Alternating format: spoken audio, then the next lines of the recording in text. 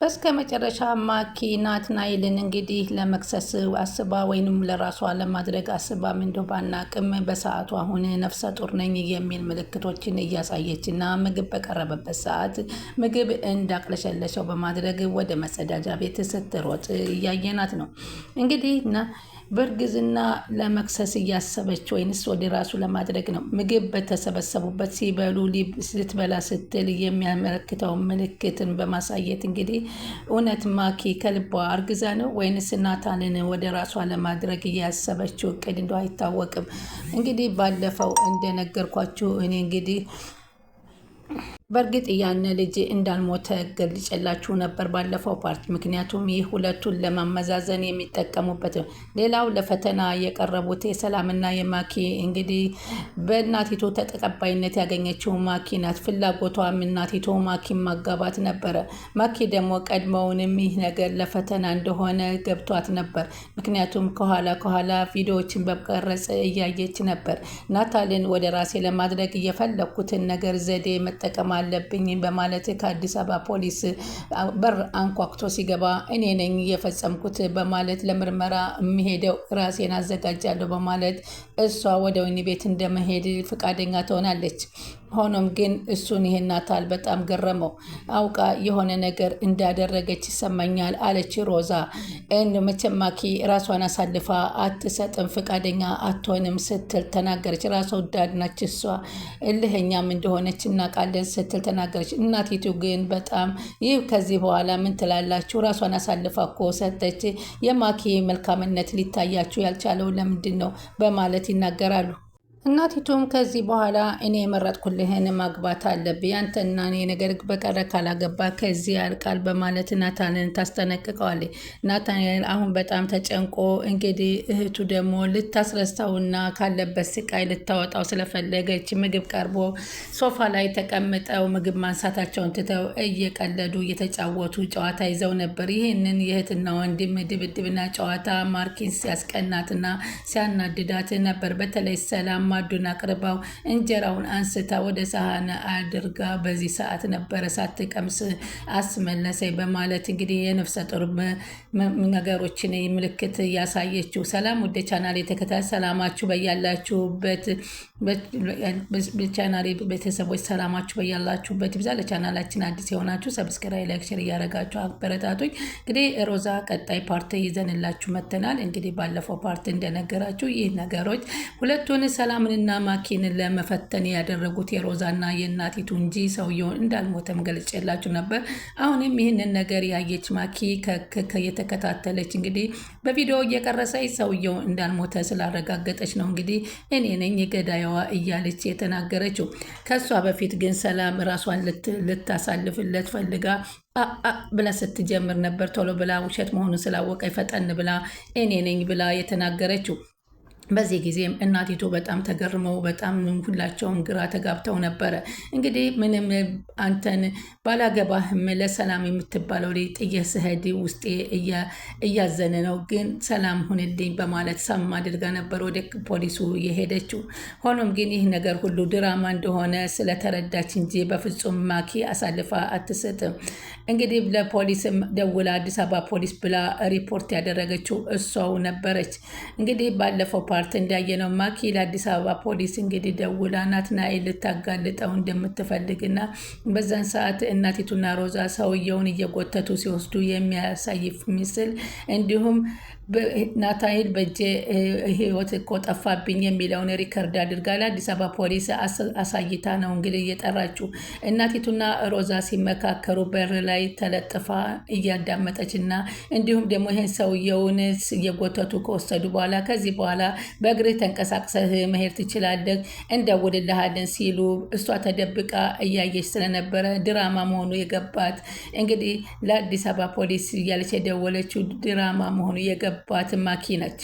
እንግዲህ ቤተሰቡ ያሴረበትና ድራማ መሆኑን ከተረዳች በኋላ እንግዲህ እየደነሰች አልጋ ላይ ወጥታ የትም አታመልጥም ደርሼበታለሁ እያለች እያቀወጠችው ነበረ በደንስ። ሆኖም ግን ነገሮቹ ተመቻቹልኝ ብላ ያሰበች ከደቂቃ በኋላ ፖሊስ መጣ በማለት እንግዲህ ሰላም በር ሲንኳኳ በሩን በመክፈት ፖሊሱ ገብቶ መፈተሽ አለበት፣ ያለዛ እንደዚህ በር የተከላከልን ፖሊሱን እንድንገባ ማድረግ የበለጠ ወንጀለኛ መሆናችን ይታወቃል በማለት ራሷን አሳልፋ እንደመስጠት ይቆጠራል እያለች መናገር ጀመረች። ከዛም ፖሊስ ሲሉ በእርግጥ ሰላም ደንግጣለች። እሷን በማስመሰል እንግዲህ ራሱ የሕክምና አገልግሎት እንዲሰጠውት ከፈለገው ወደ ሆስፒታል እንውሰድ አሉ። እናቲቱ ደንግጠው ሲወድቁ እሱ ግን ከደቂቃዎች በኋላ ለተወሰነ ሰዓት ትንሽ ከተረጋጋች በኋላ እዚህ ቤት ውስጥ ምንም አይነት ወንጀል እንዳልተፈጸመ እናት ትናገራለች። ግን እሷ ድራማ መሆኑን ያወቀችው ማኪ እኔ ነኝ ጉዳዩን እየፈጸምኩት ብላ አሳልፋ ሰጠች። ራሴን ምንም ወደ ላይ ብጫወትም ወደ እስር ቤት መሄድ እንደምችል መናገር አለብኝ ብላ ራሷን አሳመነች። ፖሊስ እኔ ነኝ፣ የኔ ናትናኤል ፍቅረኛ ምንም አላደረገም፣ ያደረኩት ወንጀለኛው በድንገት ሊተናኮለኝ ሲመጣ ራሴን ለመከላከል ሳደርግ ነው የገደልኩት በማለት ትናገራለች። እናቲቱም ተደምማ እንዴት ማኪን ወደደቻት ማለት ነው። በጣም አመሰግናለሁ ልጄ በማለት ለማኪ ምስጋና ታቀርብላታለች። ታዲያ ወደ ፖሊስ ጣቢያ መሄጃ ፈቃደኛ እንደሆነች ወደ ታች ሲወርዱ አሁን እናቲቱ ከዚህ በላይ ምን ትላላችሁ? በእናንተ ጉዳይ እኮ እስር ቤት ገባች። ከዚህ በኋላ ማፍቀር የሚባል ነገር ካለ እኔ አላቅም። ይህ ደግነቷ አይታያችሁም? ሁላችሁም አፍቃሪነቷ የምር እንደሆነ እስከዚህ ራሷን አሳልፋ መስዋዕትነት የምትከፍል እናንተ ግን አላሰባችኋትም በማለት እናቲቱ ትናገር ገባኝ። ሜሮንም እንደዚህ ስትላቸው ሮዛ ግን በጭራሽ ማኪ ድርጊት ገብቶኛል እማዬ ሆን ብላ የሆነ ነገር ያወቀችው ነገር አለ እንጂ ማኪ ራስ ወዳድነት እና እልህኛ ናት። በፍጹም ራሷን አሳልፋ አትሰጥም። ናትናኤልን ከልቡ አትወዳትም። እልህ ስላለባት ብቻ ነው የተፍጨረጨረችው በማለት ሮዛ ትናገራለች። እናቷም ለምንድን ነው ግን የእሷ ነገር የማይገባሽ? ውጭልኝ አለች።